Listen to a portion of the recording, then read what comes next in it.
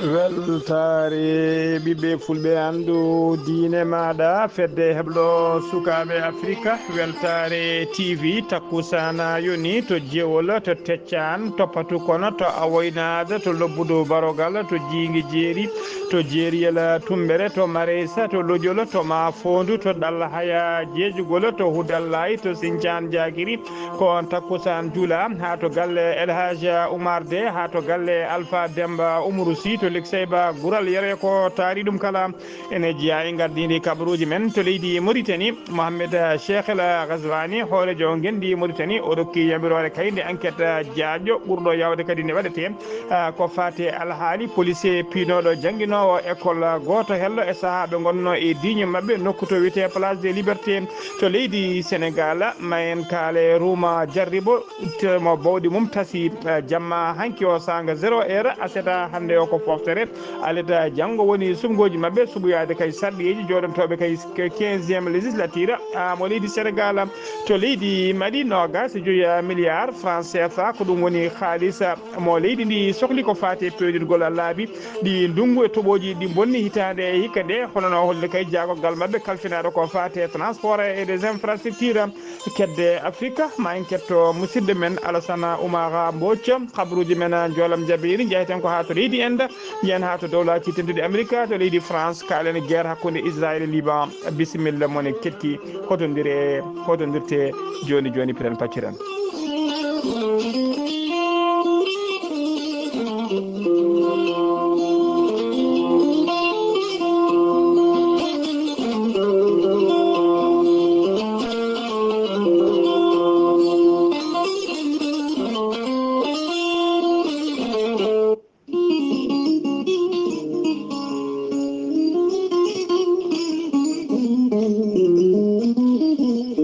aadi bil aadi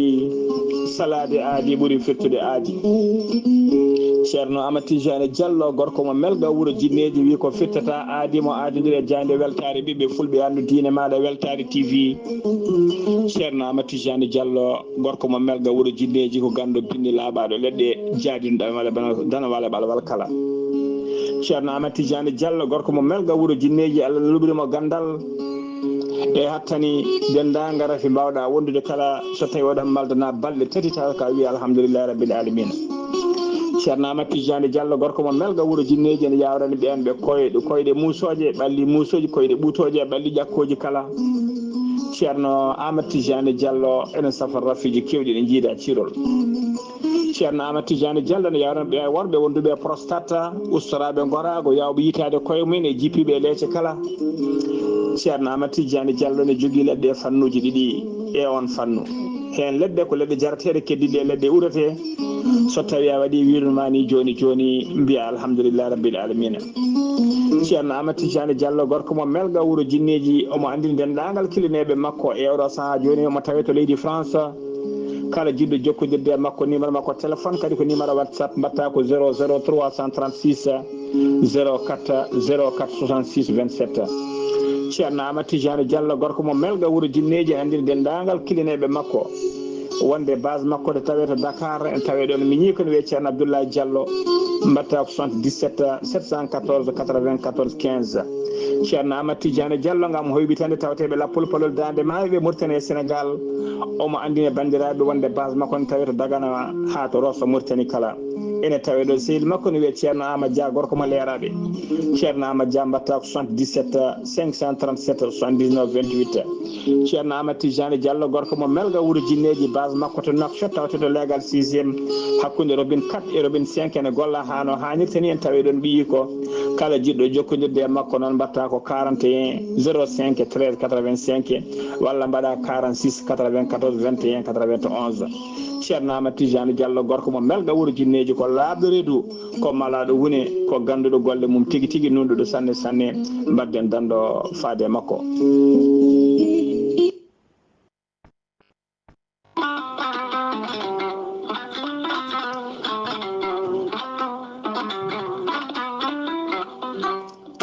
hadis mawɗo ekkiɗo hen nalliki mbiyaki gorelte ko ha ko moƴƴo iwruko to koredinnooro ari ko wallude e safrude ha moni kala yiito hen hoore muɗuma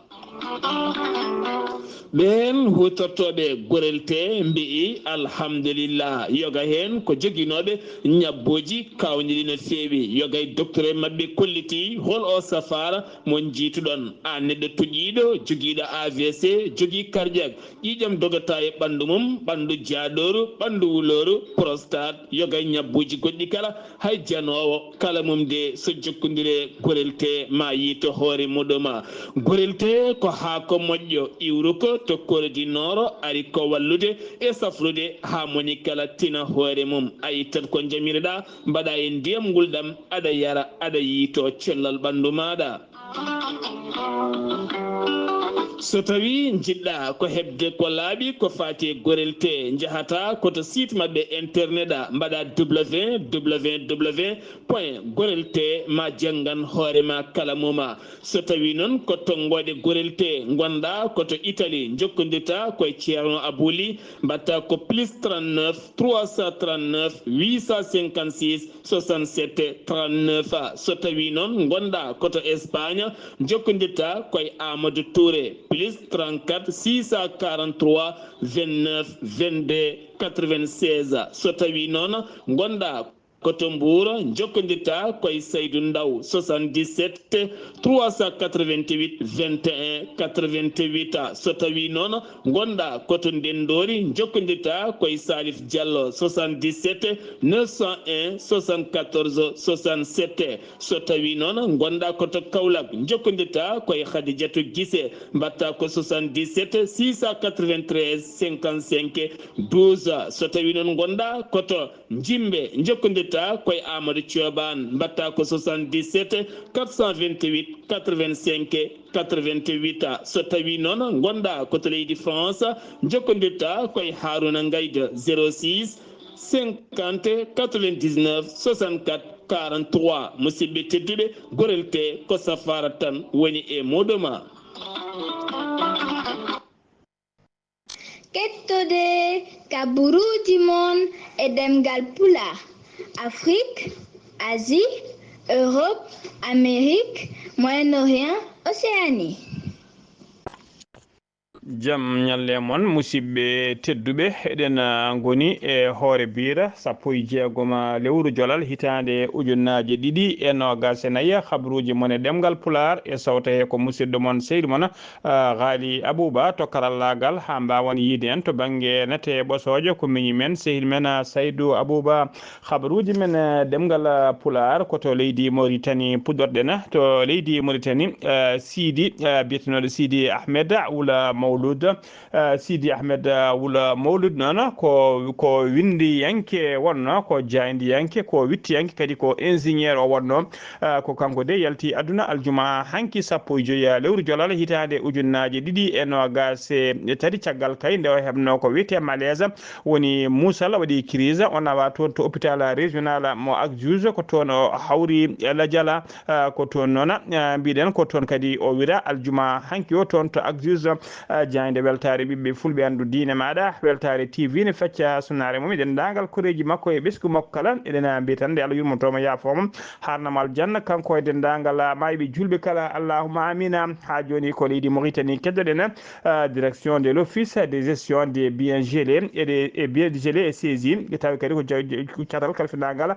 ko fati toppitade kala ko kaake kay ko baɗade kay saisi walla tettade taw ko catal jokkodirgal e ministére de la justice ɓe jubbini ñande aljuma hecci hanki o ko fati e duppugol e bonnugol produit ji kewɗi tawi kadi ko doroko e podɗe ɗaynoje e ko nandi hen kala toon to ayyuna ko duppa to noon ko bonna toon ko noon ko 59 kilo doroko wondude 33 butel taw ko sangara tawi kadi ko sangara mo hinde koɓe mbiyata bière marocaine wondude kene ɓuura ujunnaje tati foɗɗere comprimé ji taw ko pilule hinde hallucinogène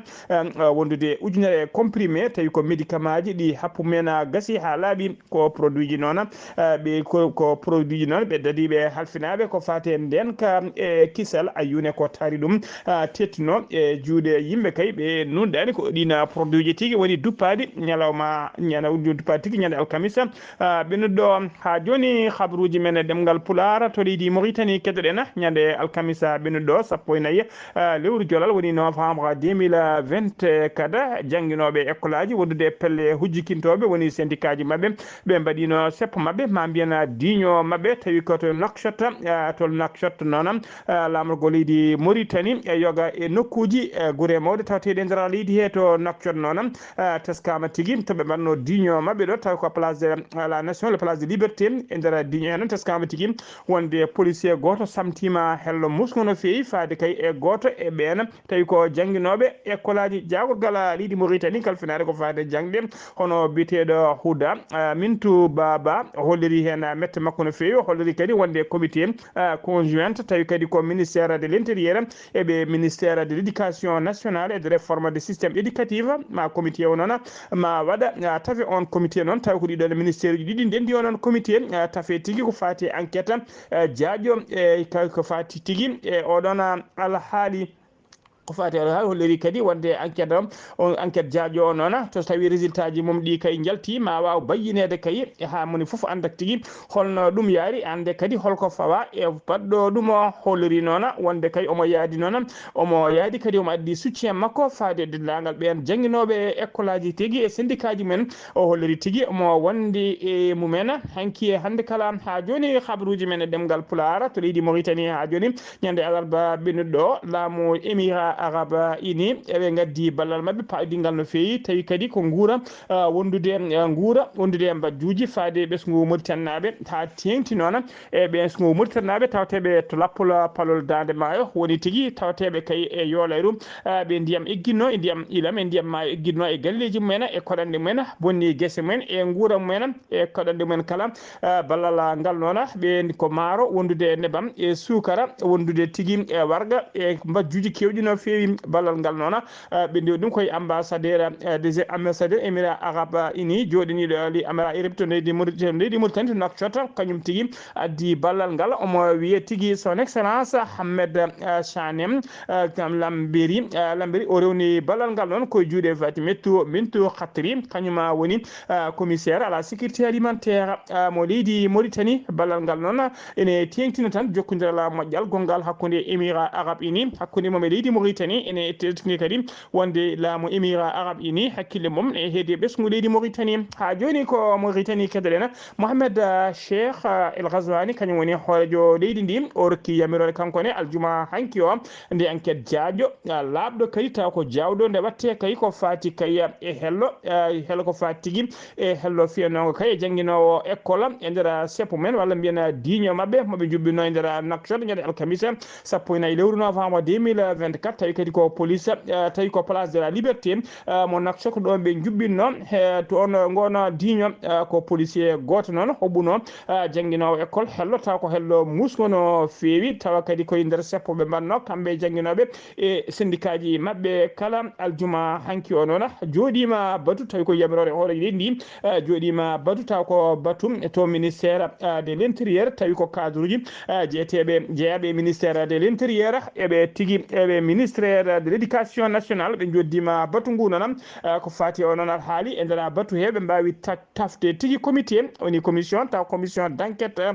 tawe nder commission he noon hono directeur adjoint de la sécurité nationale wondude inspecteur général to ministère de l'intérieur wondude inspecteur général to ministère de l'éducation nationale wondude responsable uji syndicat ji kewɗen tawe e nder commission e enquête o noon ko asata hande e alet janggo ɓe dokka ko ɗe balɗe ɗiɗi ɓe dokka hayde ɓe mbawata wadde enquête o ha timma ɓe ɓayyina tigui résultat ji ko fati jencuɗi o ɗon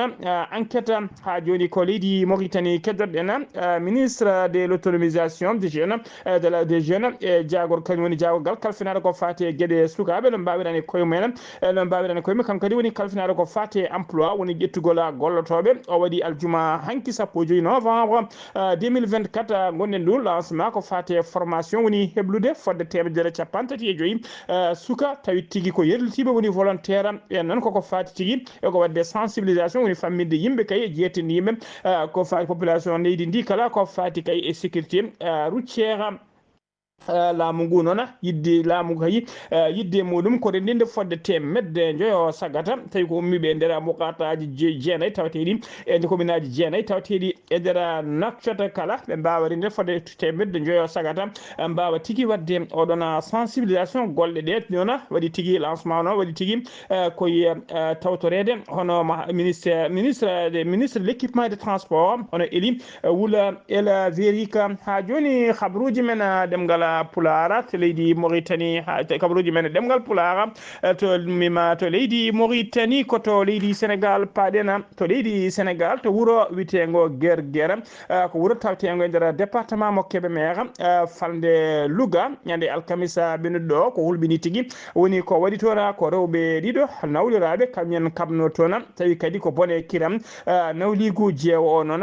jeewo no e nder haare noon jeewo ƴetti nebam taw ko nebam pasɗam no fewi casɗam tawi kadi ko nebam ɗam sumiranno beñe ha tigui nebam ɗam watti kay sasde ko ɗon tigui o ƴetti on bool nebam o yuppi ɗum tigui e nawli ko woni e debbo lembele lembel ngel noon kañum foof wondude kan Mousallah haalani ɗum ko ɗon tigui ranganimo kañumne hibilimo nangui tigui nokkimo ƴetti nofuru makko ngati ha hettere hedde hunuko muɗum ko joom galle o noon teskama tigui hono holliri jayniri ɗi ko joom galle o tigui kañuma woni sababu nde ɗon haare saabu kay ko joom galle o caggal nde o yontanor suudu debbo jeewo o fini subaka ko adi komo dawa to guesa makko o yamiri debbo lembel o nde fewnantamo kasitari makko debbo lembel o wone fewnude café tawi ko café Touba wone fewnandemo debbo jeewo yalti tawi mo to cuisine wimo holko fewnata o wi tigui o woni koye fewnande joom galle makko kasitari ko dawowo on noon debbo jeewo holliri tigui so tawi omo yiiɗi defde kasitari defande joom galle makko o fatata ko hañande yontande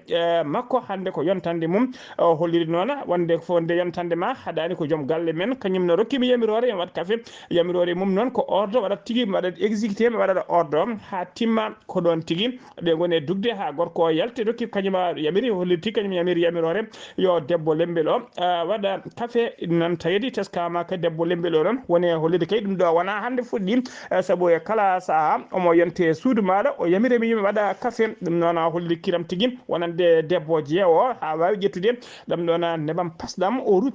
rufi tigui walla mbiyano jurti e debbo lembel o debbo lembel ngel noon e oɗo saaha joni ene tawi juuɗe safroɓe kanko debbo jeewo baɗɗo ngal ɗo baɗal noon omo wiye tigui debbo jeewo inde mum ko debbo lembel o wiyete tigui ko F Diop ene tawi suudu safrid ɗum ndu Kébémer so tawi ko debbo jeewo o noon e oɗo saaha joni omo wiye MD omo tawi juuɗe enquête omo tawi tigui e juuɗe dadiɓe o waɗama tigui to parquet o waɗama defte to parquet mo Louga ha joni ko leydi Sénégal keddoɗen Rouma Jarribo Sénégal ko fate kay yuɓɓinde suɓogoji taw ko suɓogoji sarɗiji anticipé ɗamniɗi wadde kay ñande alata sappo e jeegom lewru novembre ko bawɗi Rouma Jarribo ɗi ne wayno tasi ha laawi guila jamma hanki saga 0 heure 7 hande o ko foftere e nder jokli leydi Sénégal kala ko fati tigui e sottaji ko fati e banderole uji e foof fotani yiyede e nder wuuro he alat janggo o noon subaka kay woni suɓogoji taw ko suɓoyade kay alaɗa janggo électeur uji noon fodde kene ɓuura million ngaji jeeɗiɗi électeur plus de 7 millions taw ko électeur ko alaɗa janggo o moni kala yahata suɓoyade mbiri muma suɓo kay ɓen taw ko temedere suɓade temedere capanɗe jeegom e joyyi sarɗi yanke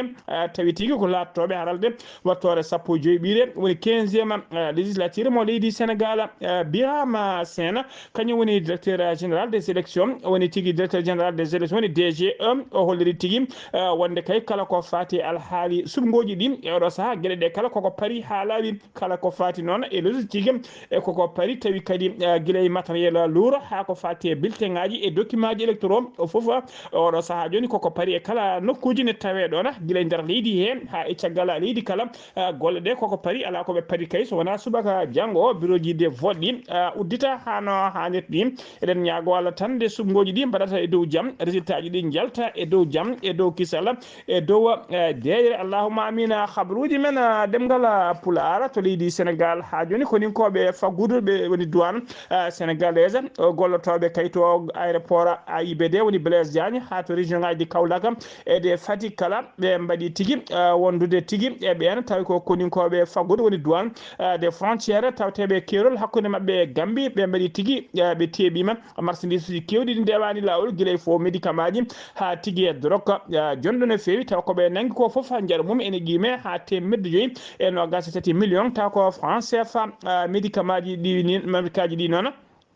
ɗi moƴƴani woni tigui de contrefaçon ɓe koli tigui jaaru mum ko temedde ɗiɗi capantati millions so tawi ko drogue nangaɗo o noon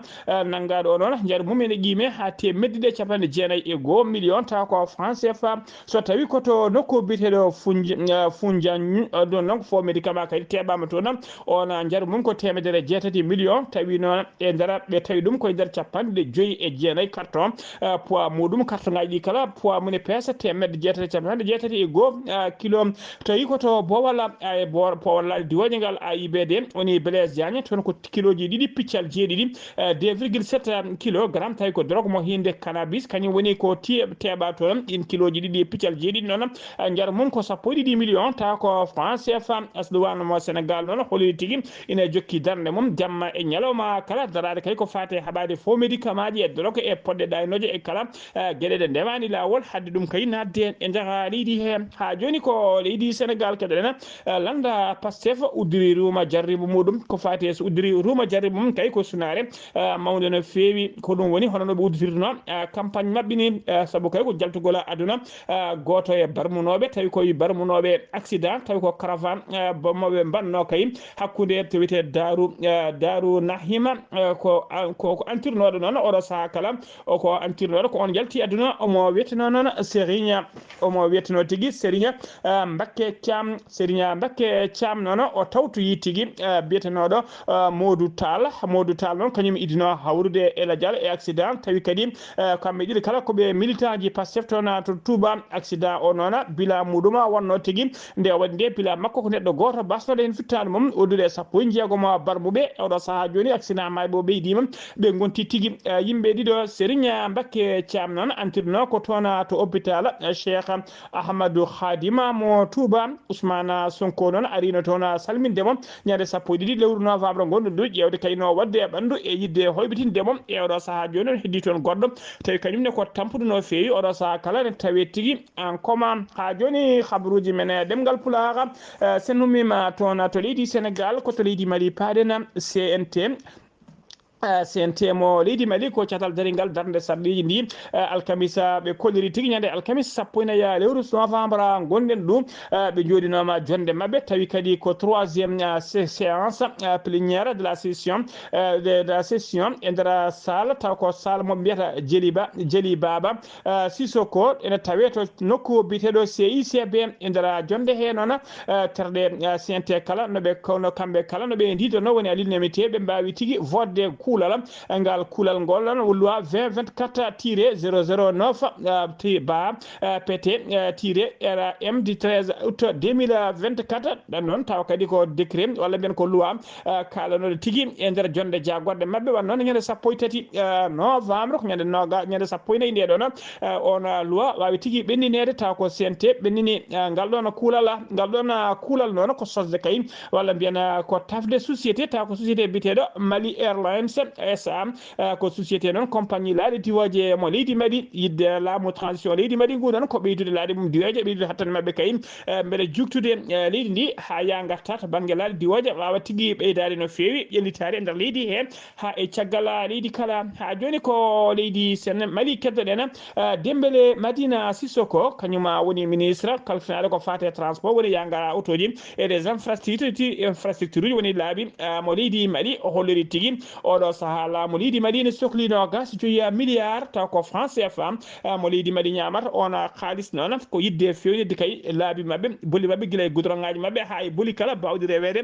tawi kaydi ko boli ɗi ndiyam tuɓoji hitande hikka ndungu hikka ngu bonni o holliri ɗum noon koye nder ñalawma kay windere joɗoto e kala ñalaw hitande on windere noon ko biteɗo journée de route woni tigui ñalawma windere innirade ko fati e laabi o holliri kadi noon ma peeje kewɗe goɗɗe kay ƴette ɗen feeje noon ko febbele kay ɓen halfinteɓe société ji halfinteɓe ko fati pewnugol goudron ngaji beele tigui ene mbawa respectude norme uji tigui goudron ngaji ɗi pewne hano hannit ni tawa tigui wondani tigui e ŋañalde walla tigui trichade o holliri noon teskama noon ko ɓuuri hewde kay e caɗele tawatede ko fati pewnugol laabi e goudron ngaji nder leydi Mali ko ɓuuri hen hewde noon koko fati kay e tasorna woni tigui walla mbiyen ko fati sous traitance hewɓe ne mbiya tasorna ɗum noon o holliri so tawi ko ɗen woni caɗele mum teskama ko caɗele mawɗe no fewi fati kay pewnugol ɗiɗon laabi ha joni habaruji men ɗemgal pular e nder dogre afrique jabboɗen roɓiɗo kabaruji men ko musidɗo men Alassane Oumar Mbodj gorko mo Sara Ndogo Alassane Oumar Mbodj a salminama juurama.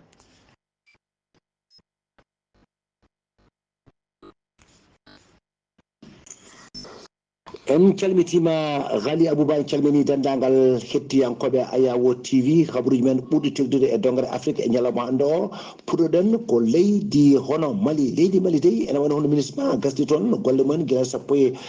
joyyi lewru julal ujunnaje ɗiɗi nogas e nayyi nde tawno wonde capanɗe tati e goho lewru décembre ujunnaje ɗiɗi nogas e tati toon dey ene wayno ma won joni hitande e ko leydi hono Mali e kamɓe dey ɓe dokki hono famodorde yidde kay ɓen yo jaltu leydi ndi ko ɗum noon addani noon ene wayno e ɓen heddunoɓe toon ɓe ko de mbawi kay ƴettude kay bagage uji men foof mbawi hono jaltude kono leydi kono Mali de tawno wonde addunoɓe toon ko mission gam fabade ɓen taw kadi ko leydi hono Mali ndi kañum e diwan mum kala nde seppediɓe jane e leydi ndi guila kay e taw kadi ko nde leydi Libi ndi fuside ɓen garti ɗon caɗele keeɓe nder leydi ndi ɓe mbawi adda toon gam fabade leydi ndi caɗele gaari ɗum noon ɓe mbawi kadi kamɓene woppude leydi hono Mali ɓe jalta ɗum ha laaɓa soudan banggue rewo pelle ɓen taw ko nanguidoroɓe toon ɓe ɗacciti guura kay yo nat toon e nder leydi ndi ɗum noon taw noon fayi ko ɓen moliɓe toon gam kay fabadeɓe toon to ka biyeteɗo hono zem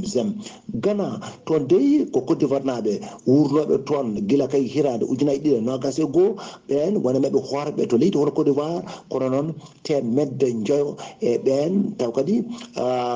nan toon e oɗo saaha noon ene jogui tampere taw kadi ko mawde no fewi to Libi ene wayno dey ko on taw kadi ko jagorgal taw ko intérim mo gouvernement taw kadi ko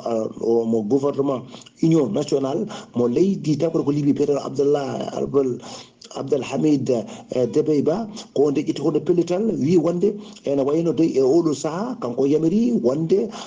ko rewɓeɓe yo mbaɗata melfe kadi worɓe e rewɓe ceerde toon ha laaɓa taw koye e nokkuji publique ɗi toon to Tripoli Ghali Abouba ɗum no dey ene wayno dey so tawi ngal ɗo kulal ƴettama toon ene wayno biye toon goto foof yorten to ɗum noon ade mum dal dañƴe toon caɗele no fewi ɗum noon lownoɗen e wowru juppuɗan ɗum bandiraɓe taw wonno koye dande musidɗo moon Alassane Oumar Mbodj yo jaam jogomon Alassane Oumar Mbodj golle ma jooɗi peewi ko an uddi kabaruji men e nder dongre Afrique takkusana yoni ha toon tokka hayde galle ceerno Amadou Tidiane Alpha Mama Siley Ba ha to galle ceerno Abdourahmane Dia to PK8 Nouakchott ko on takkusan juuɗa ha to galle ceerno Yaya Ba to Richard Toll e ko taari ɗum kala kabaruji men joolam jaɓɓiri koto leydi Inde pudorɗen e nder hôpital wuuro witengo Jihansi ene tawe to rewo leydi Inde ko banggue hôpital taw kadi ko banggue to bebbeji jibinte woni tigui ko ɓoyan jibinaji bebbe jibinaɗi ɓoyani to keewi antirde to keewi waɗede woni tigui nokku biyete néonatal ko kañum tigui waɗi cumu kulɓinigu no fewi ko famli kala noon fodde bebbeji sappo jiitama hen kay ne mbasi pittari men fodde kadi sappo e jeegom bebbe goɗɗi mbawi tigui oɗo saaha joni barmude hen barmanɗe musde cumu ngu noon waɗi ko jamma hanki o aset aljuma hanki jamma aljuma hanki ene weeta aset hande o mbiɗen cumu ngu fuɗɗi ko sanga 22h30 woni 10h30 jamma taw ko waktu endo e ngan sanga noon Fouta kañum ene woni e 17h woni 5h kikiɗe e nder hôpital ɗum noon waɗi ko nder hôpital universitaire militaire biteɗo hôpital universitaire maharami mo wuuro Jan Sahi ene tawe temedde 150 kilométre to banggue worgo New Delhi kañum woni lamorgo leydi ndi siftinde indeɓe noon safroɓe ɓe noon mbawi tigui darade darde mumen fayjinde fewi fabade kayim yoga e ɗiɗon bebbeji mbiɗen 16 bebbe noon e nder barmuɓe he hen 16 ne tampi sanne ene woni ko wiyete état de critique enquête noon udditama hen ene sikka noon saabi cumu ngu ko wiyete court circuit woni maskura koto dowlaji dentuɗi Amérique paɗena Donald Trump ko ñande nogas lewru janvier hoorejo kesso cuɓaɗo kay yo ardo dowlaji dentuɗi Amérique ko ñande nogas lewru janvier 2024 noon fuɗɗoto golle makko to fuɗɗoto golle makko e gardigo leydi ndi ñande alarba ɓennuɗo noon o joddinoma e Joe Biden hoorejo leydi dowlaji dentuɗi Amérique gonɗo e oɗo saaha joni e cilciltiri woni fende mandat mum ɓe jewtidi ko heewi noon ko fati kayim e keblugol ko transition laamuji hakkude mabɓe kono tan de Donald Trump fadani ha naata galle blanche saabu kay o fuɗɗima suɓade oɗo saaha joni jagorde woni tigui yimɓe gouvernement ɓe waɗami ni liggodade ko ɓuuri testede ɗon hewɓe ɓe o suuɓi kay ko yimɓe ɓurɓe ɓattade moom guila to banggue dawrugol ha to banggue taw ko alduɓe kala ko ɓen woni taw ko ɓurɓe ɓattade moom ko ɓen tigui woni ɓe o suuɓi tawa koye gouvernement makko mo waɗami ni liggodade e nder ɓe o suuɓi noon en keeɓi hen fodde 15 inde walla 16 inde ɓe o suuɓi ko wayno oɗo biteɗo Robert F Kennedy Junior on ko avocat spécialiste ko fate environnement o suuɓima on o waɗi ɗum ko fate jagogal kalfinagal ko fate cellal ade woni ministre de la santé biteɗo Marco Rubio on ko sénateur to Floride nomama on nomi ɗum secrétaire d'état so tawi ko biteɗo Matt Gaetz on ko élimo Floride o waɗi ɗum ministre de la justice so tawi noon ko Pete Hegseth on ko ancien militaire et ancien militaire noon ko animateur Fox News on nomi ɗum ministre de la défense so tawi ko biteɗo Elton Musk e wondude e goɗɗo ne wiye Vivek